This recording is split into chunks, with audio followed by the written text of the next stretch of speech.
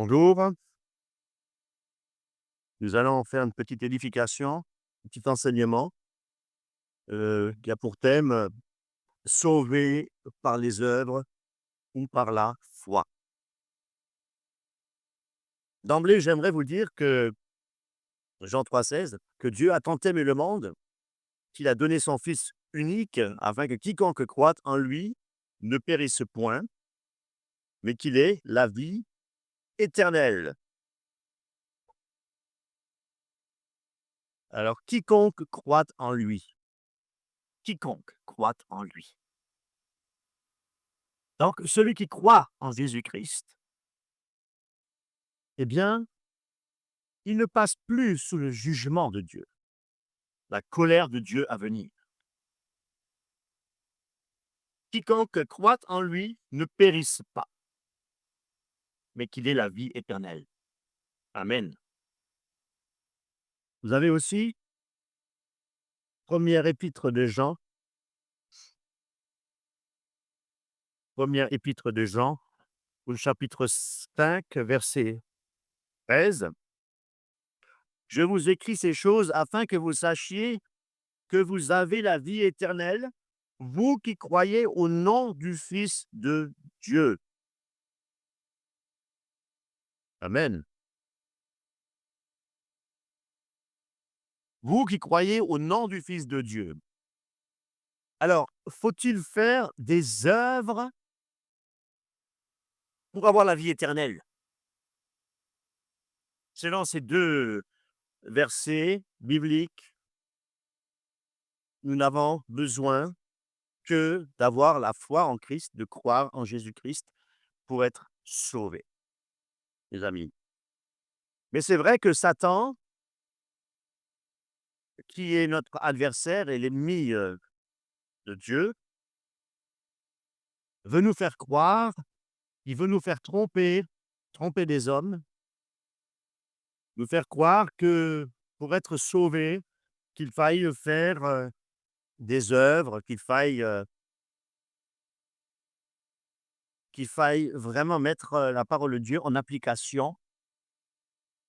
Eh bien, c'est vrai et en même temps, quelque part, c'est un mensonge.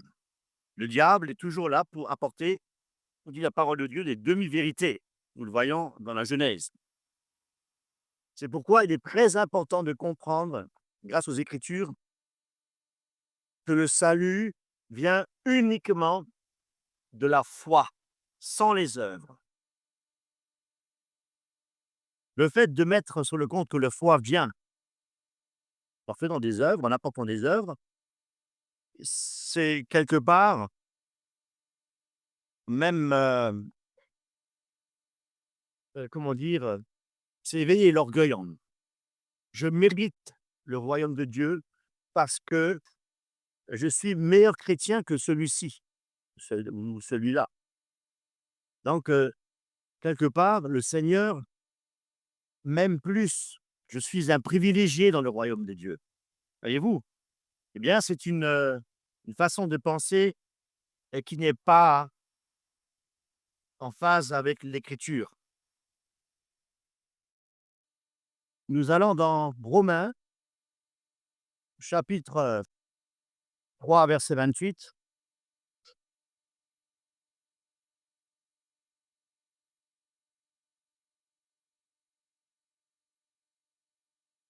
Non, mais par là, alors, où donc est la vanterie?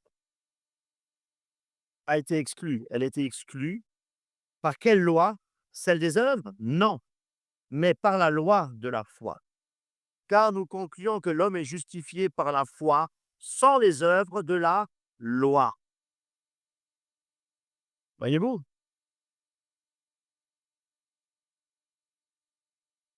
Le salut a été offert gratuitement par Jésus-Christ. Un salut éternel, non pas un salut pour un temps. C'est un salut éternel et nous devons nous humilier devant l'œuvre de Christ à la croix. Malheureusement, beaucoup pensent qu'il faille faire des efforts pour être sauvé. Lorsqu'on dit effectivement, nous devons persévérer jusqu'à la fin, la persévérance finale, pour être sauvés. Est-ce nos œuvres qui vont nous sauver? Non, mes amis. Si nous persévérons jusqu'à la fin, c'est parce que nous sommes sauvés. Et parce que nous sommes sauvés, le Seigneur n'abandonne pas ses enfants. Il nous donnera les forces nécessaires.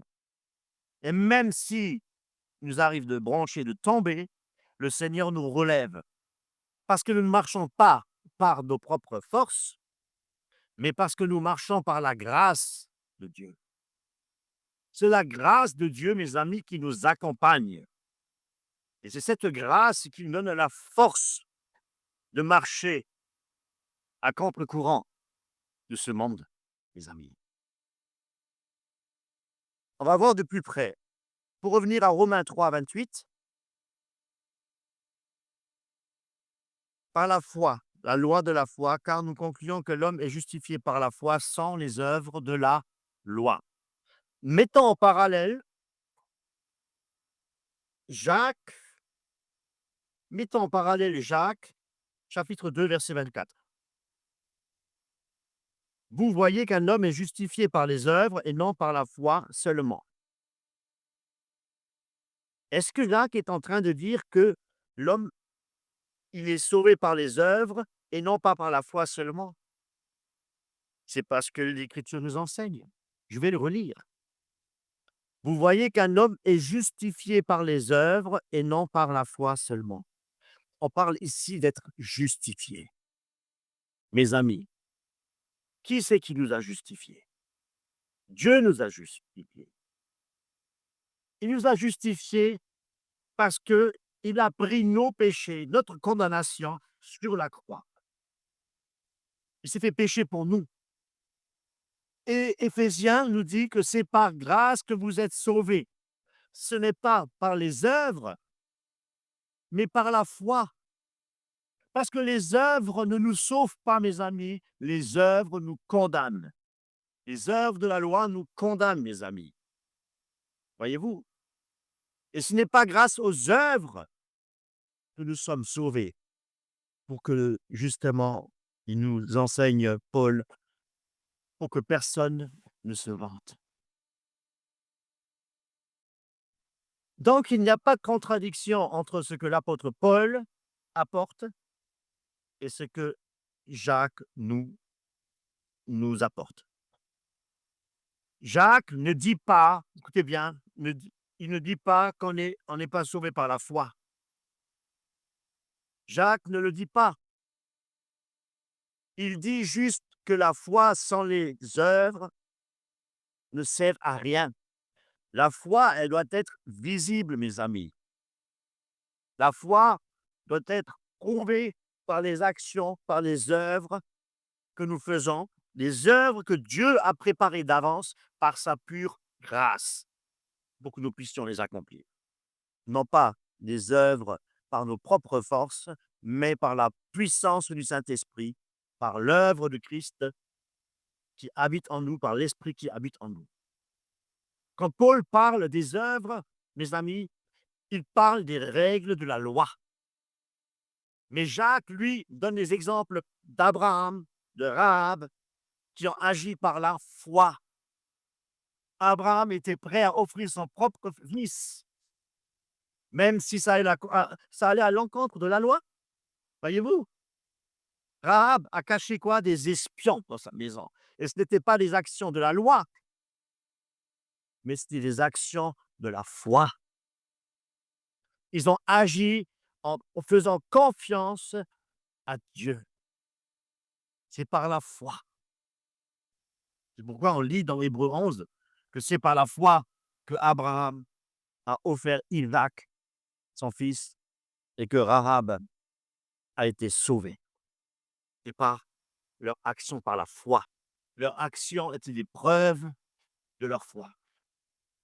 Donc, les bonnes œuvres que Jacques mentionne ici, ce sont des œuvres qui montrent une foi réelle, une foi authentique, une foi vivante. Ce ne sont pas les règles religieuses, ni non plus une manière de gagner le salut. Le salut ne peut pas s'acheter. Le salut ne peut en aucun cas se mériter parce que le salut vient de Dieu, mes amis. C'est Christ qui nous a rachetés. C'est Dieu qui sauve. Les fils de Corée, dans le psaume 49, un homme ne peut pas racheter la vie de son frère, mais il n'y a que Dieu qui peut racheter son âme. Jacques, il explique aussi que les actions montrent si une personne elle a vraiment la foi. Par exemple, pour moi qui suis pianiste, si quelqu'un me dit je sais jouer du piano, est-ce que je peux mettre ma confiance en cette parole? Est-ce que je vais dire oui, je crois que tu sais jouer du piano? Ah, je le crois fortement, et puis tu dois être certainement un très très bon pianiste. Les amis, qu'est-ce qui va me faire croire qu'il est effectivement un bon pianiste? Ben, c'est quand il va me jouer une belle œuvre de Jean-Sébastien Bach. Là, je pourrais dire effectivement, tu es un très bon pianiste. Tu sais faire. Mais s'il y a pas cette possibilité de l'entendre jouer, je ne pourrai jamais dire que c'est un bon pianiste. Voyez-vous? La foi, si elle n'est pas accompagnée des œuvres, c'est une foi morte. Jacques donne encore l'exemple d'une personne qui est pauvre. Si quelqu'un lui dit, par exemple: «Va en paix», mais il ne donne rien, à quoi ça sert? Là encore, c'est une foi morte, une foi authentique, une foi vraie qui vient du Seigneur, de l'Esprit. C'est une foi agissante, mes amis. Jacques dit encore: «Tu crois en Dieu». C'est bien, mais même les démons croient. Et qu'est-ce qu'ils font? Ils tremblent. Croire, c'est pas suffisant. Il faut montrer sa foi, mes amis, par ses actions, par les œuvres que Dieu a préparées d'avance. Donc, Paul et Jacques sont bien d'accord là-dessus. La vraie foi, elle produit des bonnes œuvres, et c'est ce qu'on appelle une foi vivante. On parlait de la justification. Eh bien, il y a 5 manières de comprendre la justification. Déjà, la Bible nous montre que la justification, c'est le fait d'être rendu juste, non pas en faisant des œuvres, mais rendu juste par Dieu au travers de son Fils Jésus-Christ qui a détrôné Satan, qui est notre ennemi et qui est l'ennemi de Dieu. Écoutez bien, premièrement, justifié par Dieu. On est justifié par Dieu. Romains 8, 33.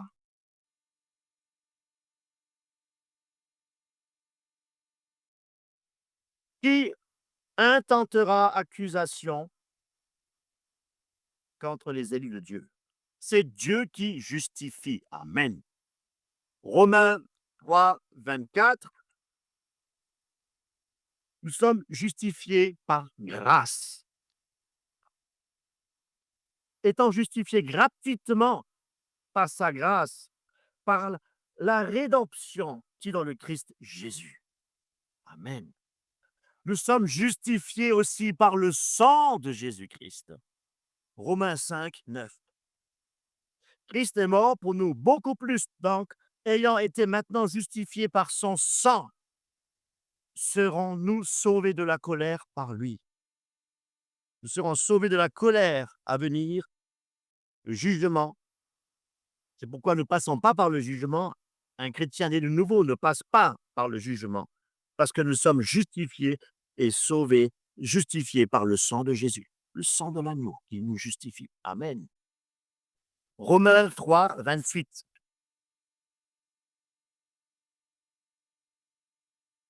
Non pas par la loi de la foi, car nous concluons que l'homme est justifié par la foi, sans les œuvres de la loi. Alléluia. Amen. L'homme est justifié par la foi, chers amis. Jacques, chapitre 2, verset 24. Vous voyez qu'un homme est justifié par les œuvres et non par la foi seulement. Et pareillement, Rahab aussi, la prostituée, n'a-t-elle pas été justifiée par les œuvres, ayant reçu les messagers et les ayant mis dehors par un autre chemin? Et vous, l'homme est justifié par les œuvres et non pas par la foi seulement.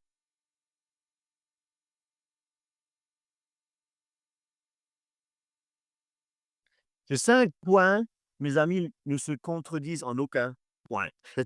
C'est ce que nous avons vu. Et devant Dieu, devant les hommes, Dieu voit tout. Dieu, Dieu voit tout, il sait tout et il sait si notre foi est vraie. Mais les hommes ont toujours besoin de voir des preuves, hein, des bonnes actions montrent aussi aux autres que la foi est vraie et authentique. Paul dit bien que les œuvres ne sauvent pas. Les œuvres, elles viennent après le salut, mes amis. Elles ne peuvent pas venir avant le salut. Il y a des gens qui font des œuvres et qui font de bonnes œuvres, voyez-vous, alors qu'ils sont athées. Est-ce que ces œuvres-là les sauveront? Non. On ne peut pas faire de bonnes œuvres pour être sauvé. Voyez-vous, les bouddhistes, ils veulent toujours arriver à la perfection morale, en faisant le bien. Mais si ils n'ont pas Christ, si Christ n'est pas leur vie, tout leur travail, toutes les œuvres qu'ils pratiquent, ce sont des œuvres en vain. On ne peut être sauvé que par la foi en Jésus-Christ. On avait vu dans Éphésiens 8, le chapitre 2, où il explique que le salut est un don gratuit, mais que nous avons été créés. Pourquoi? Pour faire de bonnes œuvres. Et quand il a écrit à Tite, Paul lui dit aussi que Dieu nous a sauvés par sa miséricorde, par sa bonté, et non pas à cause de nos œuvres. Et il insiste aussi que le croyant puisse faire de bonnes œuvres. Parce que les bonnes œuvres que nous faisons, c'est le fruit du salut. Comprenez? Donc, pour résumer, la Bible, elle enseigne que le salut est un cadeau de Dieu et qu'il ne se mérite pas en faisant de bonnes œuvres, aussi bonnes soient-elles. Il est possible, grâce à Jésus-Christ et à sa mort sur la croix, d'obtenir la vie éternelle. Le salut, il est reçu par la foi. Et la vraie foi, mes amis, elle produit les bonnes œuvres. Et c'est ce qu'on appelle le fruit de l'esprit. Et ceux qui croient, ils sont sauvés et leur action montre que leur foi est réelle. Et si ceux qui disent être sauvés et qui ne manifestent pas des œuvres de par leur foi est morte et ce sont des professants et ils n'ont jamais été sauvés. Voyez-vous, toute la gloire revient à Dieu et à son Fils Jésus-Christ, qui lui a tout accompli sur la croix, tétélestai en grec, pour sauver les pécheurs dont nous faisons partie. Nous qui croyons en cet immense privilège, mes amis, que être sauvé, ce n'est que sauvé, que ce n'est qu'une pure grâce. Une grâce qui découle de la miséricorde de Dieu, le salut offert en Jésus-Christ, de par, de par la croix, l'œuvre de la croix, accomplie par Jésus-Christ pour nous racheter. Amen. Soyez richement bénis.